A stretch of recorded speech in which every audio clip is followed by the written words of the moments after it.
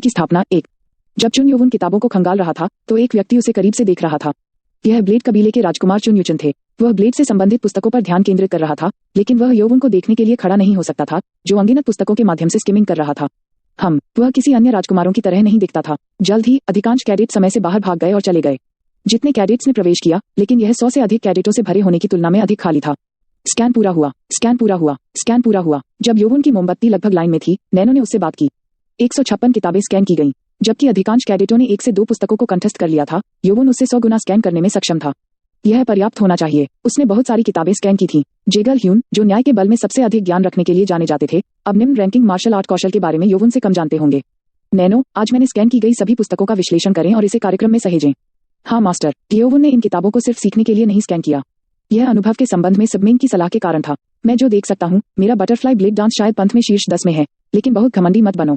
हाँ अध्यापक, यहाँ तक अगर आपके पास कौशल है तो आपको सैकड़ों और हजारों बार प्रशिक्षित करने की आवश्यकता है।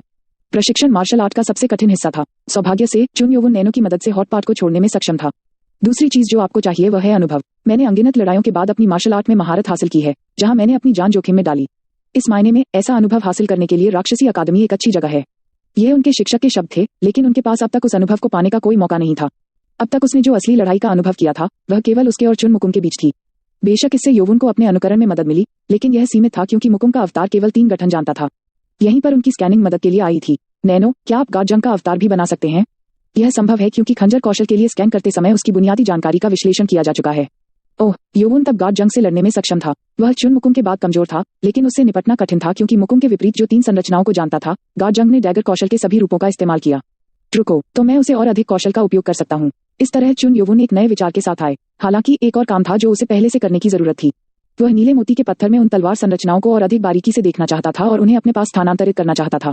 ओह, मैं लगभग समय से बाहर हूँ। उसकी मोमबत्ती लगभग सीमा पर थी। योवुन जल्दी से लौट आया और पुस्तकालय से निकल गया। प्रशिक्षक ने उससे मोमबत्ती ली और बुकलेट में योवुन के नाम की परिक्रमा की।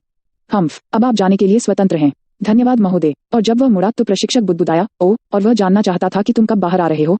तो कोई बात नहीं। योवुन ने इसके बारे में उत्सुकता महसूस की, लेकिन वापस लौटने के लिए मुड़ गया। क्या किसी ने मेरा इंतजार किया? वह कौन पूछना चाहता था, लेकिन ऐसा नहीं लगता था कि प्रशिक्षक उसे वैसे भी बताएगा। योवुन अपने निजी प्रशिक्षण कक्ष में लौटने के लिए उत्सुक था ताकि वह तलवार कौशल को स्थानांतरित कर सके। आसमान में अब काफी अंधेरा था। उन्हें रात 10:30 बजे से पहले अपने छात्रावास में लौटना था, इसलिए उनके पास ज्यादा समय नहीं था। मुख्य भवन के बगल में एक चौड़ी इमारत थी जिसमें कैडेटों के अकेले अभ्यास करने के लिए 250 कमरे थे। दूसरे परीक्षण के बाद यह पूरी तरह से सुलभ था। जैसे ही योवुन अंदर जा रहा था, किसी ने प्रकट होकर उसे अवरुद्ध कर दिया। वहाँ आप हैं, 7वां कैडेट। तो योवुन ने उस लड़के को देखा जो उसे रोक रहा था। यह 6वें समूह के नेता हा इल्मिंग थे। तुम मुझे क्यों ढूंढ रहे थे? हा इल्मिंग ने नाराज स्वर में उत्तर दिया। क्या आपको लगता है कि मुझे नहीं पता कि आपने मेरे समूह के आधे सदस्यों को लंगड़ा बना दिया है? योवुन के लिए धन्यवाद। हा इल्मिंग को अपनी ताकत से जीत हासिल करने के लिए हर गठन योजना को छोड़ना पड़ा। ओह, मैं व्यस्त हूँ यार। हालांकि योवुन केवल तलवार कौशल सीखने पर केंद्रित था। उसका यह विचार सही था कि उसने एक कष्टप्रद शत्रु को आकर्षित किया था। हालांकि वह कमजोर नहीं है। क्या मुझे उससे लड़ने की जरूरत है? योवुन ने तब सोचा कि इसके आसपास कोई दूसरा रास्ता नहीं है और उसने उसे ताना मारने का फैसला किया ताकि वह अपना आपा खो दे। योवुन मुस्कुराया। ओह, मैंने आपको उस रात कमरे से बाहर निकलने के लिए नहीं कहा था। ओह, बेशक, आपका धन्यवाद। क्या यह सही नहीं है? हा इल्मिंग अपने ताने के लिए नहीं गिरे। वो ऐसा नहीं है जिसे आप जानते हैं। चुन मुकुम की तरह हर कोई ताने नहीं मारता। हा इल्मिंग ने पहले ही चुन योवुन को ब्लेड कौशल का उपयोग करते हुए देखा था और उसने अपनी पसलियों को भी तोड़ दिया था, इसलिए वह बहुत सावधान था। मुझे तब गंभीर होना होगा। योवुन गंभीर हो गया और खुद को तैयार किया। ठीक उसी समय जब वे एक दूसरे की ओर लपके जा रहे थे, किसी ने उन्हें बुलाया। लेकिन 2 लड़कों ने दूर नहीं देखा क्योंकि वे एक दूसरे पर ध्यान केंद्रित कर रहे थे। अरे, और वह आदमी उनके बीच में दिखाई दिया, उनकी दृष्टि को अवरुद्ध कर दिया। तुम कौन हो? हा इल्मिंग रोया। जब योवुन ने घुसपैठिए का चेहरा देखा तो वह सावधान हो गया। यह ब्लेड कबीले से चुन युचन था। हाँ, आप दोनों निश्चित रूप से ध्यान केंद्रित कर रहे थे। चुन युचन हंसा और योवुन की ओर मुड़ा। ऐसा लग रहा था कि वह योवुन की प्रतीक्षा कर रहा था। युचन फिर इल्मिंग की ओर मुड़ा। मुझे क्षमा करें, लेकिन मैं कुछ समय से उसका इंतजार कर रहा था।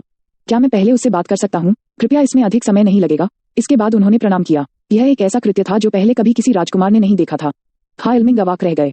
मैं पूरे दिन उसे ढूंढता रहा। मुझे वह बकवास मत दो और खो जाओ। उद्धरण चिन्ह। ओह, लेकिन मैं ऐसा नहीं कर सकता। चुन युचन अपने चेहरे पर गूंगी दृष्टि के साथ बोलता रहा और इल्मिंग अब और पीछे नहीं हट सकता था। उसने अपनी तलवार कौशल का उपयोग करने के लिए अपनी उंगलियों को तलवार की तरह आगे बढ़ाया। उसने हमले के साथ मजबूत आंतरिक ऊर्जा का प्रयोग किया।